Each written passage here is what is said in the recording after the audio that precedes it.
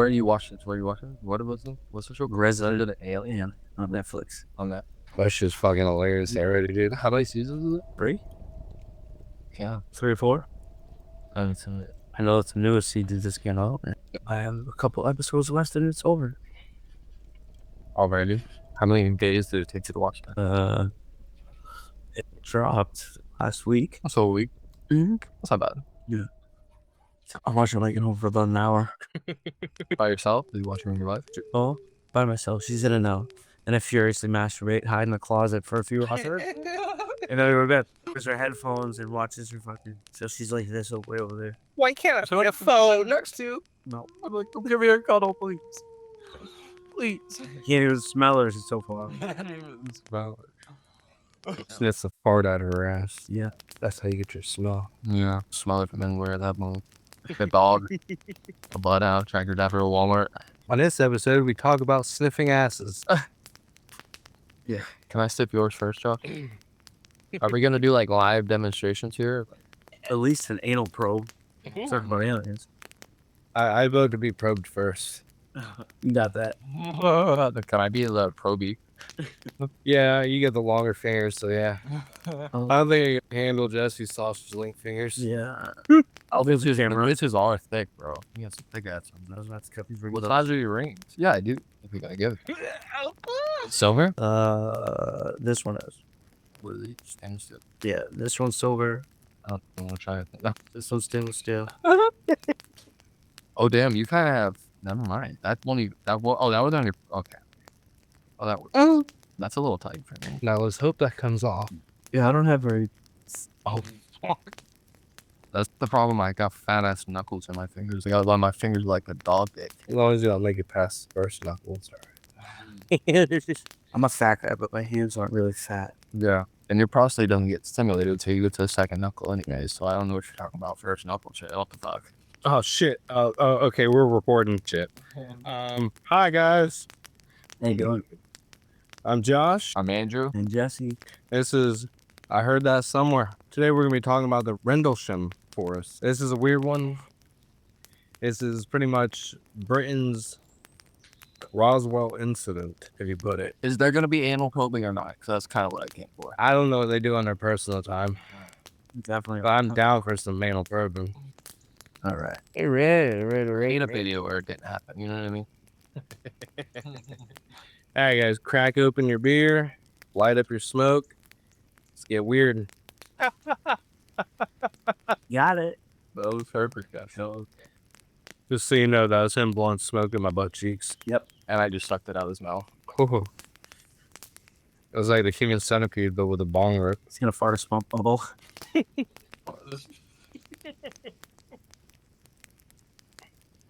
Imagine being a... So, hold on, sorry to cut you. But You no, but I'm so sorry. But have you ever like smoked so much and you go through your piss and you're feeling dark yellow? Oh, not dark yellow, but literal like you feel like you can see the smoke within your head. only when I smoke meth. Sounds like he's mixing his weed with meth. If that's what he thinks is going on. Maybe I should stop. You're not supposed to swallow it, or like how are you doing? Mouth just felt I'll let you swallow me any day. Smoking piss. Oh, shit. Imagine being an 18-year-old American airman stationed in a freezing cold, incredibly boring military base in rural England in 1980s. Your night consists of drinking bad coffee, shivering in the fog, and staring at trees.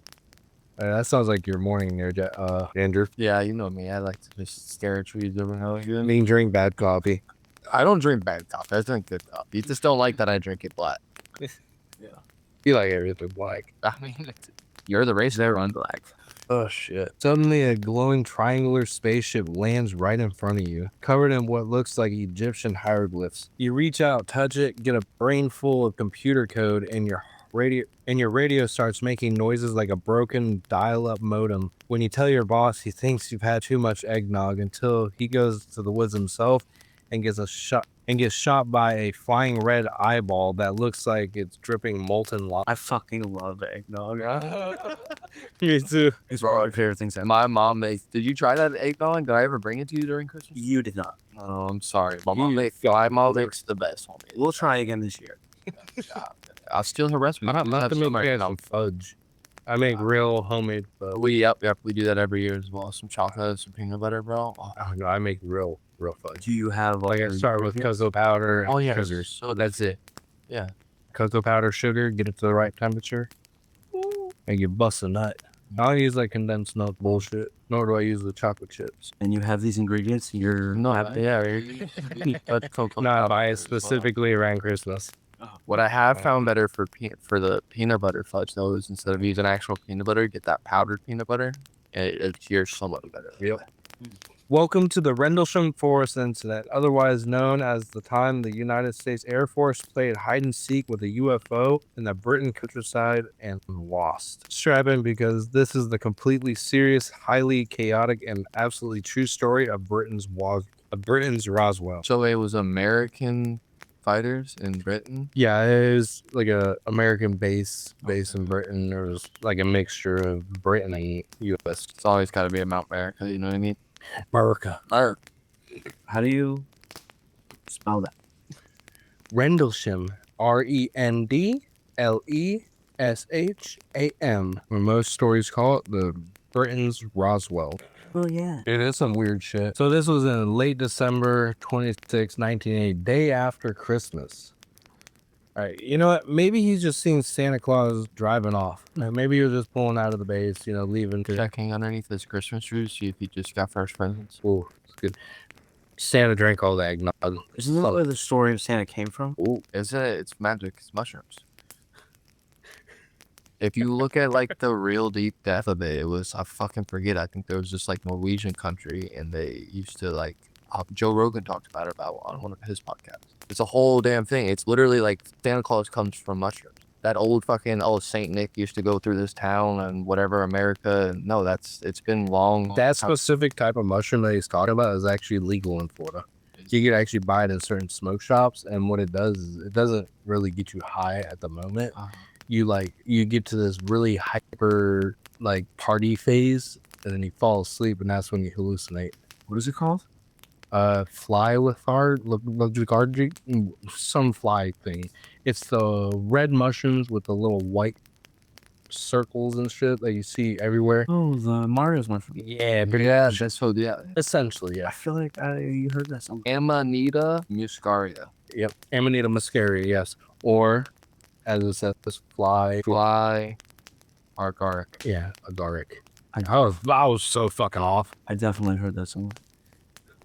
Hey. You ever watch that episode of Family Guy where you're talking about every time he hears the name of a movie in the movie, you're like, Yeah. that's totally me. Every time we watch a movie and they say the fucking name, Yeah. Or it's Netflix movie and I mentioned Netflix.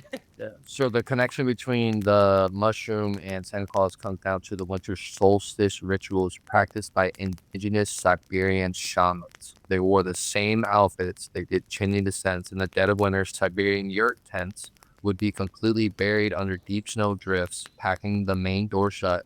The only way for a shaman to deliver dried mushrooms to a family's home was to climb onto the roof, drop down through the smoke hole, the exact origin of Santa coming through the chimney. God, I wish somebody come through my smoke hole.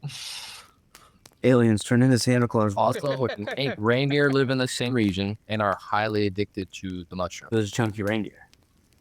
Would seek out the mushrooms under the snow, eat them, and experience the hallucinogenic effects, making them stagger, running erratically, and leaping. Shamans who ingested the mushroom experienced intense hallucinations of flights and astral projections, leading to stories of flying reindeer.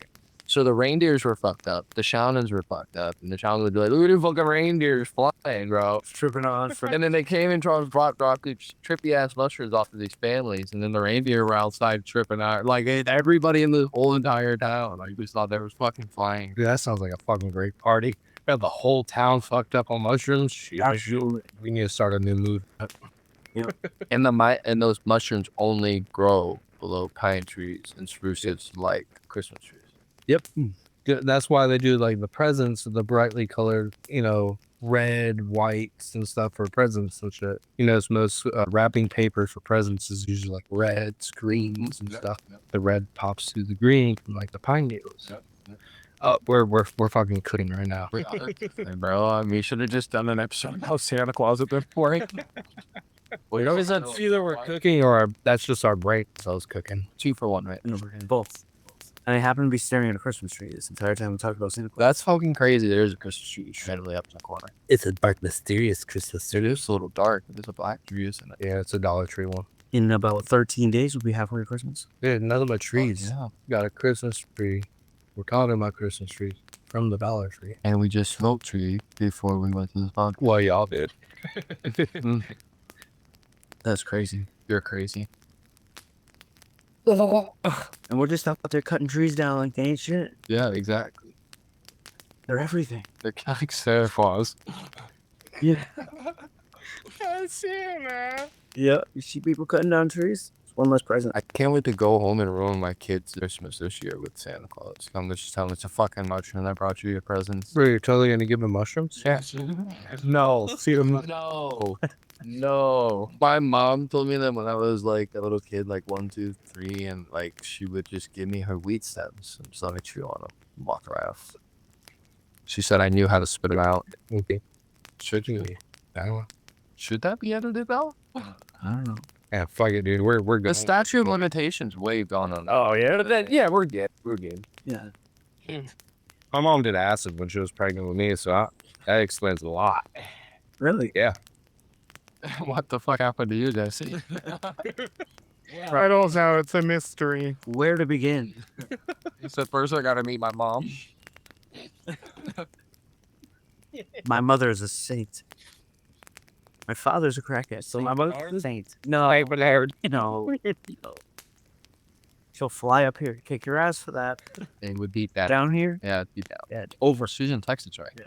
Fly over here. up. Yeah, I mean, but does an airplane really fly in a straight line? Are you following its trajectory? No, I don't think they fly because they get up into the Gulf Streams. Yeah, and Not the Gulf Streams because the Gulf Streams is in the ocean, but the jet streams. There's currents up in above the clouds, and that's where they ride, so they consume less fuel. when I flew from Wichita Falls to Orlando, you can watch your flight on the screen in front of you, whatever airline it was, I don't remember. But you can watch where you are on the map. Here. And it flew. No.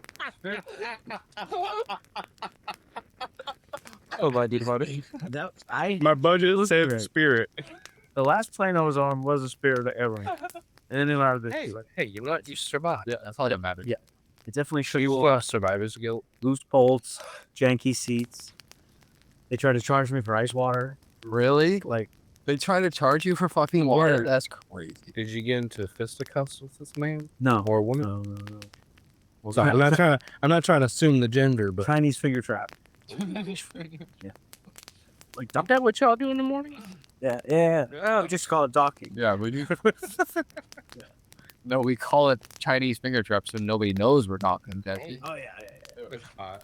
God, just Lord, cover like that. What were you talking about though? Where were we? No, we were talking about something. Oh, about airplane. You were watching the Oh, flight. and when we took off from Wichita Falls, I figured we were going to go straight over the Gulf to Orlando. Straight shot. Why wouldn't you? Yeah. We rode the curvature of the Gulf. yeah, fucking is there in the sky. Probably the urgency shit. Probably for like if something happens in the middle of the Gulf, they just Makes sense. It is Spirit Airlines, so there's a lot of emergency shit going on. No, it wasn't Spirit. It wasn't Spirit when I flew that. Spirit was the last plane I was on when I went to New Hampshire. He was balling before then. Yeah. Well, so what was it? What was what? Airline. I don't know. I think it was Frontier, maybe. Okay. Did they charge you for ice? Or no, it was fucking the one with like the American flag and American Airlines. American Airlines. yeah, that one. I also a lot. But then all like semi planes. I've never done a plane in my life. Oh shit. Yeah, same. You've never? Oh yeah, you've never left Florida. Yeah, never left Florida. Lame. I left it once. Technically, I did leave Florida. I went out to the Gulf of Mexico on a boat. Yeah, that's international waters, actually. Yeah, you see it? Like, technically, I fucking high class in this bitch. was it a cruise? No. I went out on a pontoon boat with a bunch of drunk rednecks. They got fucking hammered drunk on the way to get there before they unloaded the boat. Then got hammered drunk while they're driving out there, and we went fishing. I don't know how we made it back. How far from the beach is considered international waters? It's like 20 miles or something. Yeah. 20 miles. We were there for 20 miles. Sounds about right. Back on to Rendlesham. Oh, yeah. Yeah, I forgot we were doing a podcast here for a second. You didn't. It was going so well.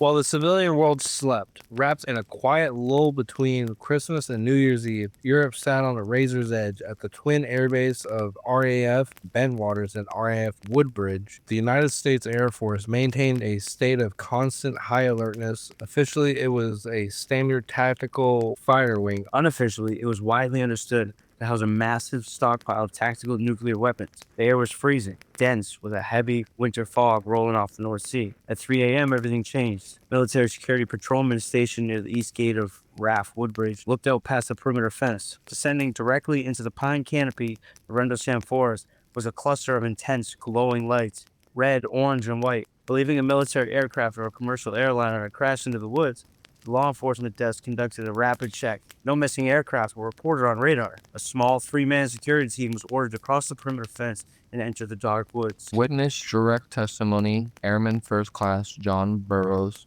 USAF Security Police. Witness direct testimony, Staff Sergeant Jim Peniston, USAF Security Police Team Leader. Witness direct testimony, Airman Edward Cabanasag, USAF Security Police. The three men entered the forest. Instantly, they realized this was no conventional plane crash. As they pushed through the dense undergrowth, the tactical Motorola radios began failing, cracking into severe static whenever they approached the lights. This is from the account of Burroughs. The closer we got, the more the air felt heavy. There was a weird static electricity in the air. It made the hairs on my arms stand up. We could see a red light glowing through the trees and a white light pulsing underneath it. It wasn't moving like a crashed plane, it was moving through the trees. And this is from the recount of Cabin Sag. The lights were blinding. I stayed back closer to the vehicle to maintain a radio relay because our comms were completely dying. The closer Peniston and Burroughs got, the worse the static became. It sounded like an ocean roar over the radio channel. And this is from the account of Peniston. I told Cabin Sag to hold the line. Burroughs and I kept moving. We stepped into a small clearing, and that's when we saw it. It wasn't an airplane. It was a triangular craft, completely solid, sitting on three small landing legs in the middle of the pine needles. It was roughly 9 to 10 feet wide and about 8 feet high. The air around it was warm. It didn't make a single sound. No hum, no jet engine, nothing. Just dead silent. Peniston approached the physical hull of the craft. Burroughs remained a few feet back, entirely transfixed by the pulsing light. Peniston described the metallic skin as smooth, dark, almost like black glass, reflecting a dull silver sheen under its own internal glow. And this is from Peniston's account. On the side of the hole, there were symbols. They looked like glyphs, or ancient hieroglyphs. The largest one was a sharp triangle with two circles etched next to it. I reached out my hand and touched the metallic skin. It felt warm to touch. Not burning, but warm. When I pressed my hand against the glyphs, a blinding white light flared up from the craft. Suddenly, my mind was flooded with images. Ones and zeros, flashing in rapid succession, like a computer screen running code. Immediately after this interaction, the craft began to rise. Without producing any air disturbance, wind, or sound, it lifted above the pine trees. This is from Burroughs. It just went up. It transitioned through the tree canopy without hitting branches. Then it accelerated at a speed that didn't make sense. It shot into the sky and vanished. The second it left, the animals on the nearby farmer's field went absolutely wild. Cattle screaming, dogs barking, then the forest went completely cold again. So when this guy touched it, it was kind of like he got flipped into the Matrix. You remember the Matrix scene? All the numbers flowing through the screen. Yeah. Could you imagine being in that scenario? You're like, this is cool as shit. Let me come touch it. I felt like it was like the original Black Ops when you used to sit in the seat. And remember that? Like, I don't know if you played the original Call of Duty Black Ops. And you used to sit in that seat and the numbers would come scrolling over your face. And the whole campaign was based around the ones. Oh, yeah. That shit was pretty good. That's what I. Which is like, put yourself in that situation. Are you going to go up and touch this thing? No. That's what makes me think it's pretty sketchy. Like, is that really what he did? Because my first instinct is, I'm not fucking touching that. And they do that a lot in movies. They'll just run up and just put their arm in a portal or whatever, get sucked. Like, nah, if I see anything like that, peace, I'm out. I mean, I guess that's why we're not like generals in the military and shit. You see, I almost. no, I think that's just a white person. I mean, we're all white and we wouldn't do that. Yeah. It's like it's a different breed. It's a character, yeah, a different breed, a character trait. I found it interesting that they're talking about like ancient glyphs, like hieroglyphs, because like they've already said that the pyramids are way older than what we think they are. And they found, like, I forget how deep it was, but it was like a 200-meter tunnel going down underneath the pyramids when they LiDAR scanned it. It was fucking insane. So like I think those glyphs definitely are connected to aliens. There's no way that we as humans could have physically moved that shit back in the day. Yep. You're talking a 300-mile walk with a stone that weighed over 80 to 100 tons without the invention of the wheel yet or anything. Yeah, and you see the hieroglyphs of the fucking helicopter. Yeah, There's like, well, what do you think? And you come across this ancient fucking thing, and you see a helicopter and these writings on the wall. That's definitely Yeah. There's no way. none of it adds up. And also, when you look at like hieroglyphs, a lot of the figures that you see on there, they have like elongated or bulbous heads. Yeah. You notice that? aliens found head. Or like a lot of them, you'll see giants, and like when people like the slaves and stuff, they're smaller than the giants there. That could either be just as like a status thing, like, oh, they're bigger than these people. Yeah. Long with scenic fingers for probing. Maybe so turned on. Yeah. Well, and so then if you look at the inside, what we used to think was like the king's chamber, where we never found like a tomb, like we didn't actually find the king in there, like we thought, like it was supposedly raided. Like it's actually set up, and they have like all these air pockets that come and lead air in there. But if you look at it, it's set up to be like a nuclear plant, like a chemical reactor that like allows this to come in, and then another thing funnels in from the side. Like there's a whole diagram online of how it worked, and like the way that they're positioned exactly in the desert and the way the sun comes up. Is Stonehenge is also, they think Stonehenge might be related to it as well. I heard a lot of different stories on the Stonehenge. I believe Stonehenge was created by giants. To be honest, That was like old stories have said that it was moved by giants. These were erected by giants. No one been erected by a giant. I mean, could you consider a 6'8" black man a giant? I mean, yeah. Yes, I was erected by a black man. Oh man, so hard. Yeah. Sorry. That makes 3 of us. Wow. Sure. I miss you, Jamal.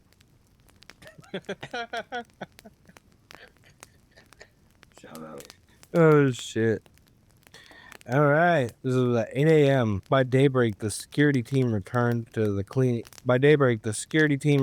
clearing alongside base investigators to document what left the impressions. The physical evidence they collected became the cornerstone of the entire case file. That's for you guys. Thank you. 3 uniform distinct indentations were discovered in the frozen ground. Each impression was perfectly triangular in arrangement, spaced exactly 9.8 feet apart. Each hole was 7 inches deep and 2 feet in diameter. That's fucking hot.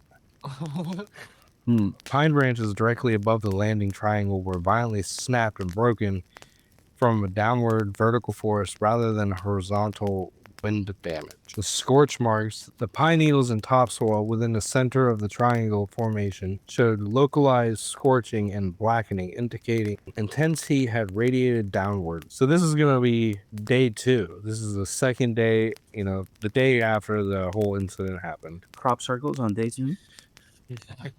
Okay. So That mean business. The second night, the anomalies returned. This time, the reports reached the highest levels of base command. Lieutenant Colonel Charles Holt. Holt, who goes there?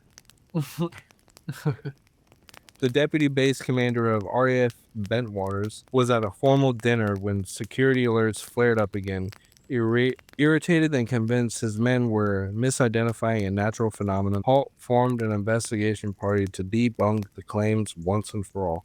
First off, if you had this weird shit landed in the forest around your base, and your first instinct, let me go to a dinner. Let me not just try to figure out what the fuck's going on. Fuck it. Let's go for a burger right now. Can't investigate on that stomach. Yeah, to ensure everything was documented exactly as it happened, Hall clicked on a portable handheld micro cassette tape recorder. Hey, you watch your tone, mister. Don't you touch my mic like that. You can finger my ass. Oop. So Jesse has to watch. Fuck. Sorry, Jess. They're gonna edit out the fart. Are these? So this is fucking, yeah, but I'm like reading as people. It says Hall, because I can do different voices if you want. See, we can't do that because we don't know like their ethnicity. Well, we can just, I mean, that's the determining factor, I swear. Good day, mate. You're Prince. Oh, wait, that's Australian. Yeah. Hello, governor. Hey, Bo, we're getting closer. Sponsor TA Crumpets. Much closer. We are going to lose all of the British fan base. Man, it's cool they already lost once. Me and the Australians. No, the Australians are cool, though. It's okay, Brits. I love you. Just don't love your food. Who the fuck eats beans for breakfast? I really want to go to Australia. What? Everything's trying to. Well, I mean, we're already in Florida. Everything's trying to kill you there. Dude, that's what I mean. I just really want to fight the kangaroo. You know you can't live in Australia unless you're invited to live there? That's probably the smartest thing I've ever heard a country do. You know, It's almost like everywhere. well, no, because you can go become an immigrant. You can't go There's- migrate. You cannot migrate to Australia. No. And there's some countries that'll pay you to move there. Once again, Y'all want to go? if you have something they need, Switzerland, or no, not Switzerland, Sweden. Yes, really. Oh, In the but that's why they're like the most advanced country in the world, and they have like the highest age expectancy, the least amount of like deaths related to illnesses and stuff. Everyone's blowjobs per capita. really. Oh, I wish. salad. Honestly, Those stats came from a village in the mountains with a population of 7. Everybody's just blowing everybody. getting his dick blowed as he was writing it out. 6 Elps from that 7. I'm from the village of Blow Me. Yeah. This team entered the forest carrying an AN/PDR-27 military-grade Geiger counter, used specifically to detect nuclear and radiological contamination. Halt. We're heading out towards the location now. No sign of any light yet. Wait, Neville's. Let's get to reading on those impressions from last night. Neville's. I approached the first impression with the AN/PDR-27. Normal background radiation in these woods should be around 0.05 milliroentgens. The moment I dropped the probe into the center of the triangular indentation, the needle jumped. It hit 0.5 to 0.7 milliroentgens. This is a 10-fold increase. The radiation was localized exclusively inside the 3 holes, and on the sides of the adjacent pine trees facing the landing center. Halt. Look, it's a jumping reading. It can't be. Wait, I see a light up ahead. It's red. It's glowing light. It looks like it's blinking. It's moving through the trees. It almost looks like an eye winking at us. My third eye winks all the time. Especially when you talk like that. The beams of light. The situation escalated from a passive observation to a direct tactical encounter. The red pulsing object describing. I don't know why it sounds erotic. Wholesome. That's good. It's because you got to sort of figure out Talking about your diesel. boats or whatever. Smut. Smart. It's definitely a jump. The red pulsing object, described as looking like molten metal dripping off of a core, moved through the forest canopy towards a nearby field. Suddenly, it silently broke apart into multiple bright white objects. Bustinza. The main red object didn't just fly away. It broke into 5 separate white objects that shot up into the sky. They began moving at sharp right-angle turns. No human aircraft can do that without tearing itself apart from G-forces. Then 3 objects positioned themselves directly over the base. Halt. Now we're looking at the sky. There are multiple objects. One is to the north, moving rapidly, showing sharp changes. Now there's one directly over the base. Wait a minute. It's beaming a light down. A pencil-thin, laser-like beam of white light is coming down from the object, striking the ground near us, and another beam is hitting the weapons storage area. The weapons storage area Halt referred to was the exact location where the tactical nuclear warheads were locked down. The object hovered silently, washing the military complex in narrow beams of light, before shooting away at hypersonic speed. What do y'all think it was doing shooting that beam at the nuclear silos? Probably sucking like energy, radiation or something out of it. Yeah, they it's probably like debating them. Because if you look into like a lot of the alien stories where they talk to aliens, they're really against us having nuclear weapons and stuff. We should be doing nuclear propulsion, not nuclear weapons. Yeah. I think we took a real bad hard left turn. God bless America. This was from witness testimony from Malcolm Bond. James Bond. 007. He was an air traffic controller from the RAF Walton. For all. And another one from witness direct testimony and Jim Carey from the USAF radar operator RAF Bentwars. While the ground teams were running through the dark woods of Suffolk, the radar screens at nearby facilities were painting a parallel picture. For years, skeptics claimed nothing has been seen on tracking screens. The operators themselves tell a vastly different story. Carey, this is his account. I was on duty in the radar shack at Bentwaters. We picked up a target that was moving at speeds exceeding thousands of miles per hour. It would stop on a dime, track horizontally across our grid, and then completely vanish. It wasn't a glitch. It was a solid primary return track. And this one was from Bond. From our tracking station at Watton, we observed an anomalous return over the Woodridge area that tracked completely out of normal flight corridors. It behaved in a manner that provided it was under conscious, intelligent control, completely outperforming any British or American fighter assets available at the time. No account is complete without the counter arguments.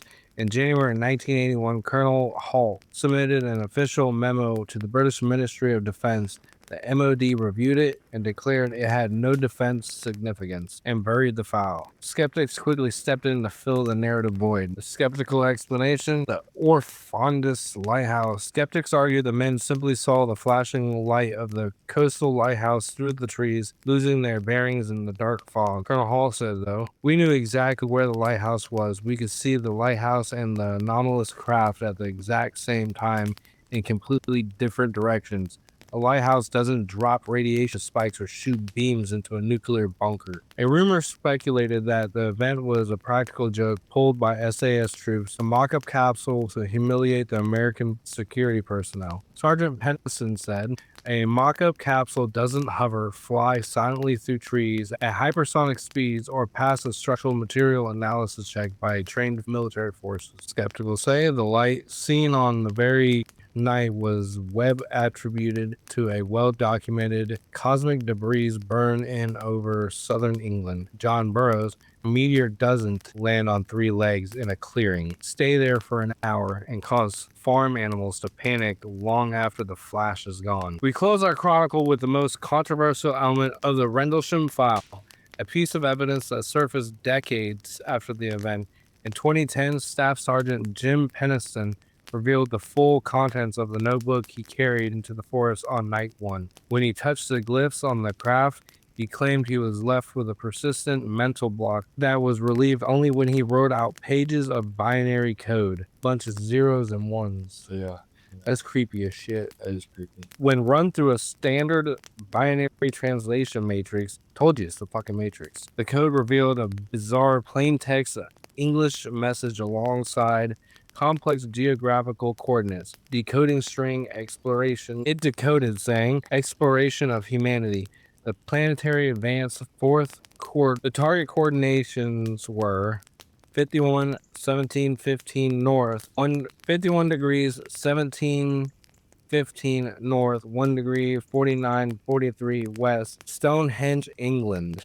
So we'll just say the coordinates wrote for coordinates to Stonehenge, the Great Pyramid of Giza, Egypt, the Nazca Lines in Peru, and the Rendlesham Forest, the exact landing site. Does this code point to an extraterrestrial intelligence mapping historical markers on Earth? Or does it point towards something even more mind-bending? And that the craft hiding in the freezing fog of Suffolk wasn't from another planet at all, but rather human travelers returning from a distant future point in time. The files remain officially closed. The witnesses remain resolute. The truth remains buried beneath the forest floor of Rendlesham. So what you guys think of that? What do you think it could have been? Talk about that. Aliens. It was definitely aliens. I believe in aliens. I'm definitely not ruling that out. It's definitely a fucking weird one. Well, like you said, I mean, the meteor activity was like they have that like documented at the same exact time that they reported that the meteor activity also came.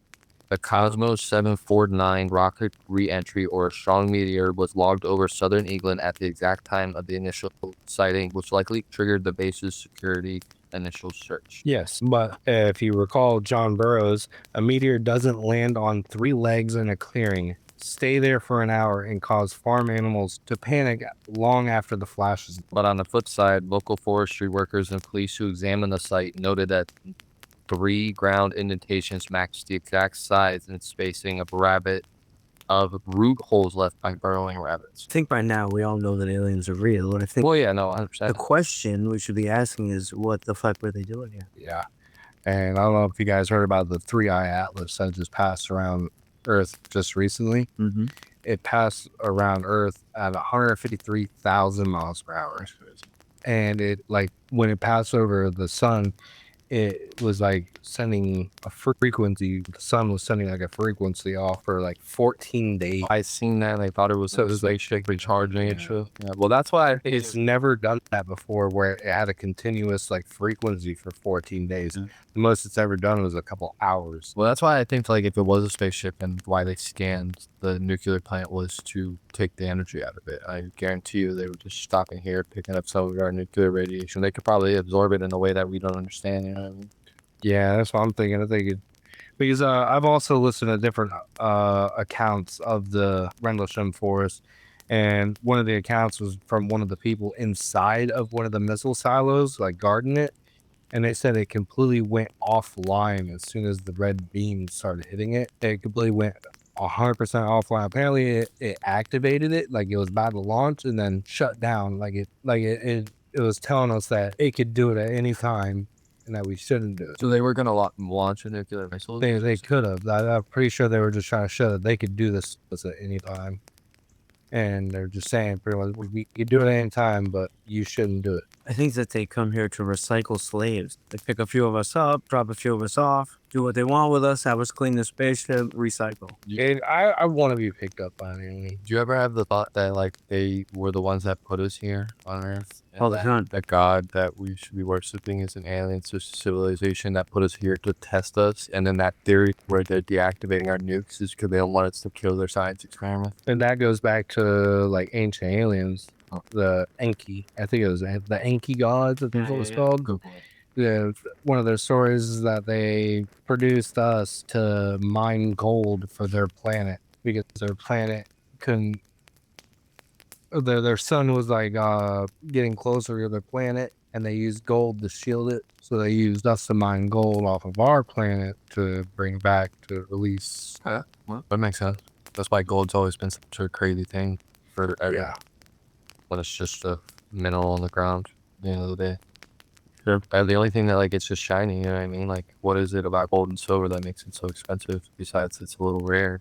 It's kind of like the same thing as like lobster. Back in the day they used to say feed it to slaves because they thought it was trash food. I mean, it literally is the cockroach of the sea. And now just because of propaganda they changed it completely. They're in such an overabundance and then they charge so much money for them. So many theories, but the truth is, you won't believe it until you see one. And then who's gonna believe you? You know what I mean? You're going straight to the mental hospital.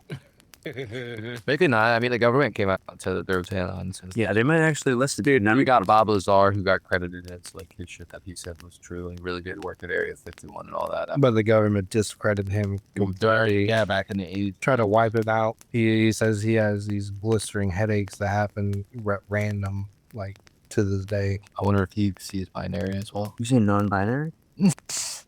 But that binary code is interesting because like even like everything like the galaxies, the solar system, every single from the smallest from like literally an atom and the protons and electrons that surround it to the biggest things in the known universe, which are black holes, everything can be broken down to ones and zeros. And that's where like people say it's like a simulation because everything is just a computer model. Yeah. Or are they trying to take the computer model and mold it to human?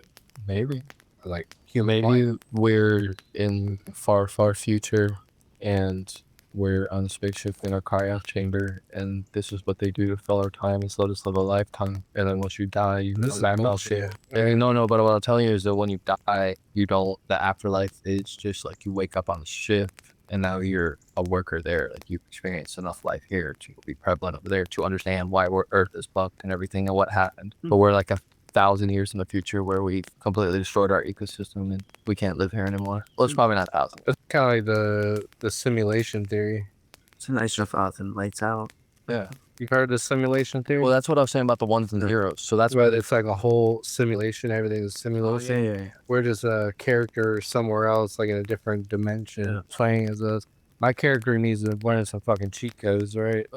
I'm telling you right now. I'm a big fan in like the multiverse theorem where like anything that can happen does happen, but it just goes off into a parallel universe. And that's where like the Mandela effect comes from, like Bernstein Bears. It gets spelled AIN, but everybody in the world remembers it as EIN because there was a moment in time and there's a place in the universe where that is spelled EIN, and everybody lives the same exact life. It's just a different spelling of the French number. It's called a Mandela. And the only way that can happen is like the cross of universes. So like I'm talking like when I say anything, it's an infinite amount of universes because any possible, like you could literally just croak over and die. Or Like that kind of makes sense if you think about space. Space is completely infinite, 100% infinite. Like there's no beginning, no end. yes and no. Like so the way that works is that like the further you look away, the further back in time you see. Yep. So like you want to know something crazy? I've spoke to you guys about this before, but like if there was a planet that was 75 million light years away from us, and they looked through a super power telescope, just say that they can actually just zoom in and see our Earth.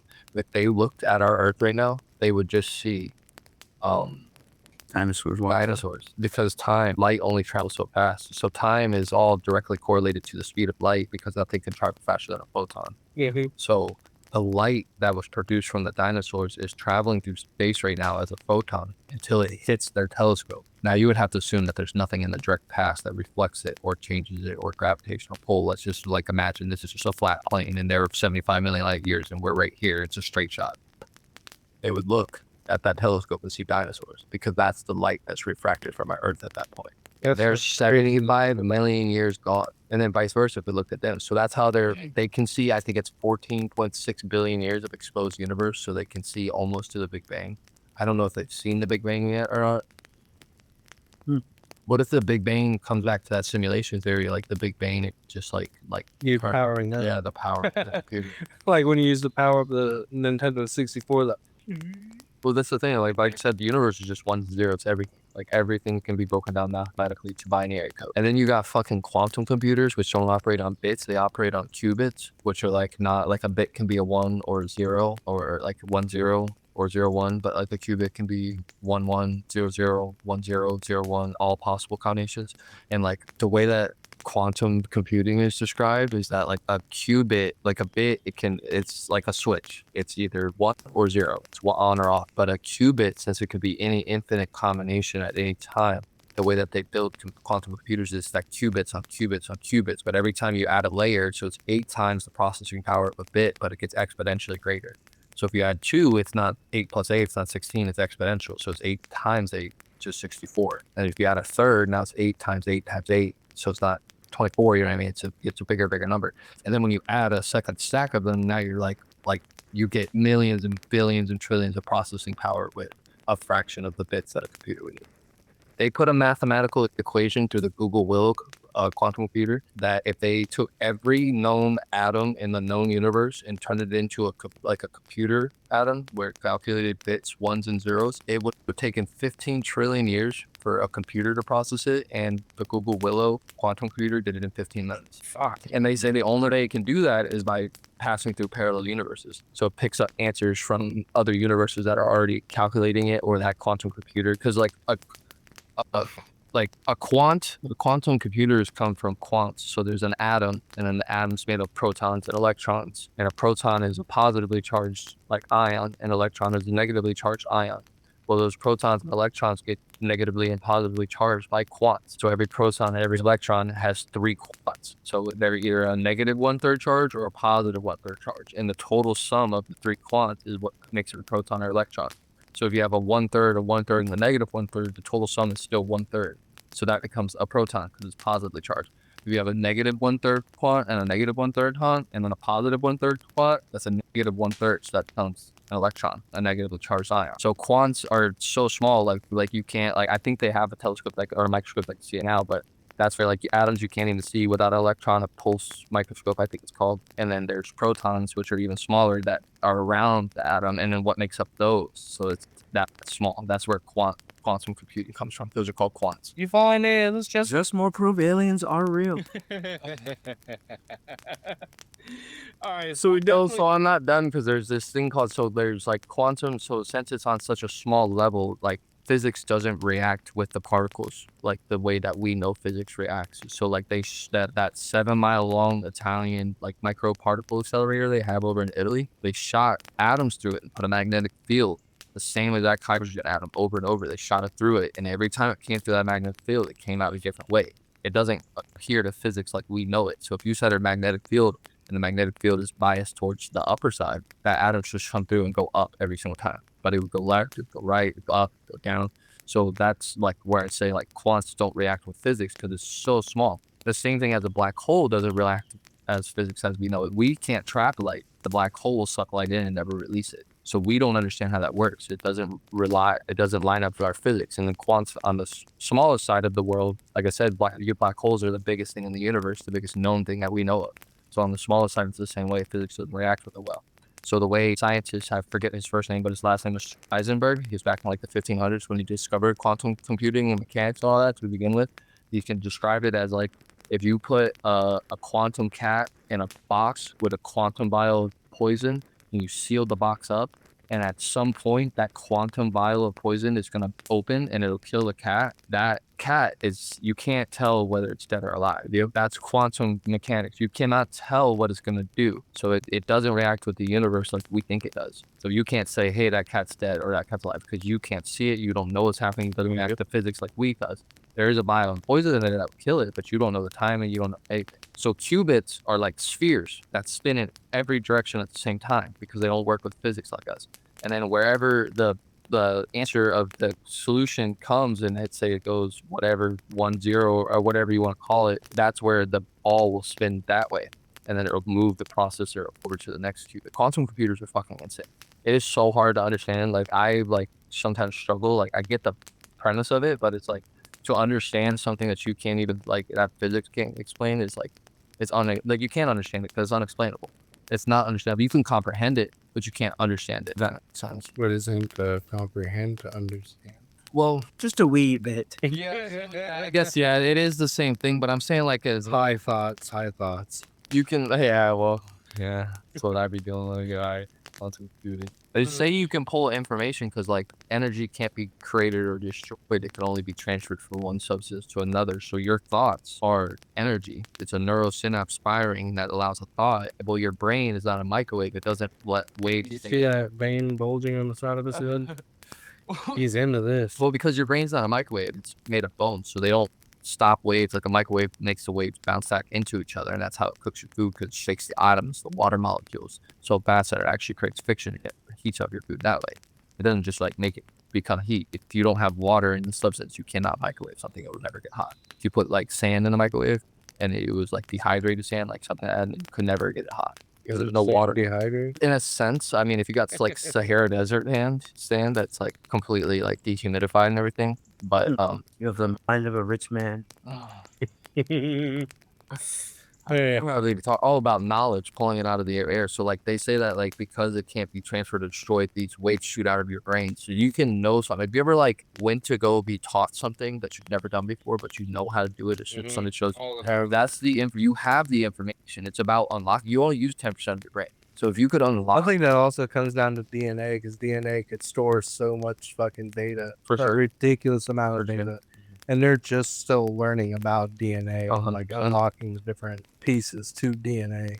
yeah, And I think that comes back down to DNA itself. Like if somebody down in your fucking your bloodline has learned that, it could have been stored in their DNA, and you're just unlocking it in that. I'm talking about on a grander scale. I'm talking about any. But if you think about it, like how close are we related? Like some of our DNA is shared somewhere along the line. If you bring it back down all the way back to the existence of man, we share some sort of DNA. I don't think so. Information is not like a hereditary thing that you get passed down because, like, if you never. But they say that it stores DNA. DNA stores knowledge and other. Does it be housed down? If you look at it, because when we only. If it doesn't get passed down, then how can somebody pull up that? Let's say me and you were related. How can they pass it down? If it's not storing data, they can't pull that up. Well, so that's like gene traits. That's not like I'm talking like knowledge, like 2 + 2 = 4. I don't think that's stored in chromosome. What I'm trying to say, it's on a larger scale. Every thought that's ever been thought into humanity is afloat in the air, and your brain has capability of receiving it. Because energy can't be created or destroyed. It can only be transferred. So where does it go? It doesn't just disappear. The atmosphere doesn't allow things just to leave like that. Like we're in a magnetic field that everything gets pulled back to. I swear, because there's so many times in my life. It's like you're learning something new, or like even when we're spraying and we're like reading a product, it's like I just like what it does already without having to read it. And it's like it's almost like you read something and you're like, I already know this. Why am I reading it? That's how I was in school. Though. Drugs are crazy. Knowledge. Knowledge is power. What was that guy? Do you want a Lambo? You need knowledge. Remember that shit with the glasses guy? It's like, I got the knowledge that I want a fucking Lambo. Where is it? yeah, I'd get one just to sell it. If any of our subscribers has a Lambo, wants to give us one. Yeah. Or if you want to sell it and then give us the cash on it, that's all right as well. Yeah. Or just send your address. I'll take care of the rest. Subscribe to Andrew's OnlyFans. So you weren't supposed to promote that yet. That was episode 10. Right now. Popping the dick out of his mouth. We had a special this weekend with Jesse and Josh. Guest appearances for sure. Yes. No faces though. Yeah, I still can't sit right. Only sit to the left. I can't let my cheeks touch anymore. It hurts. They actually. So when you guys poop, you guys spread your cheeks when you sit down? I do. That's the fastest way to poop. Yeah. So like I. This sheet's already spread. That's fun. Does well no, but like I am gonna. You gotta go cheeks to spread. Oh, some motherfucker. I'll just heavy set, so you guys have to spread your butt cheeks apart. When I sit down, the way that the seat's concaved is that when you sit down, you're out. It opens it for you when you got a normal size ass. Right. Yeah, right. I don't have that experience. Yeah. When you're fucking. I mean, I don't have to like yank them open. This. Like I remember. I mean, I don't have to, but I still do. Yeah. I mean, I like to feel. I like to feel like a man just grabbed my ass. you just have to use more toilet paper if you don't. You guys ever moaned when one dropped out your ass? No, but my dad taught me at a young age how to just use one piece of toilet paper when you shit. All you do is you take your finger and you get to like the exact center of the toilet paper. You push your finger through it and you wipe your ass with your finger. And then you take the bottom of your finger, you pull that toilet paper back over your finger, and then all the shit comes off in one cup. And then you just have to wash your hands. That's horrible. No. See that little piece that you ripped out for your finger to go through? You take that little piece, you roll it up, and then you clean up from underneath. Oh, Yeah. my mom, so I was adopted by my grandparents. Like she told me that because her dad was in the military and I think he was in the Vietnam War for helicopter. They were really strict and they were like really poor because she also had like 8 siblings. Her dad would literally count. So my great grandfather would count toilet paper, and if you went a number 1, you had to use 1 piece of toilet paper. If you went number 2, you had to use 2 pieces of toilet paper. And if you ever like needed more than 2 pieces of toilet paper, you were expected to go down. I would fight him. I would just poop in the river. Yeah, we're saving some fucking roll paper. All in one go, just blast it. I don't have to worry about Probably a little fish swims up there or something. Yeah, actually a little cleaning. Yeah, that's. You're hot. Yeah. Oh shit. All right, so we definitely went on a bit of a tangent here. I like. But honestly, when you talk about the Rendlesham Forest, it's impossible not to. Whether you think it was a massive military cover-up, a lighthouse playing tricks on people, or actual time travelers dropping binary code, it's easily one of the strangest puzzles out there. The official files might be locked up tight, but the stories those guys brought out of the woods are still up for debate. Anyways, we'll leave it there for now before we lose our minds entirely. Thanks for hanging out and going down the rabbit hole with us. We'll catch you on the next one. Make sure you like, subscribe, send us pictures of your buttholes in the email. Please and thank you. All right, have a good one. Love you. Bye bye. Bye. Kiss me, Jesse.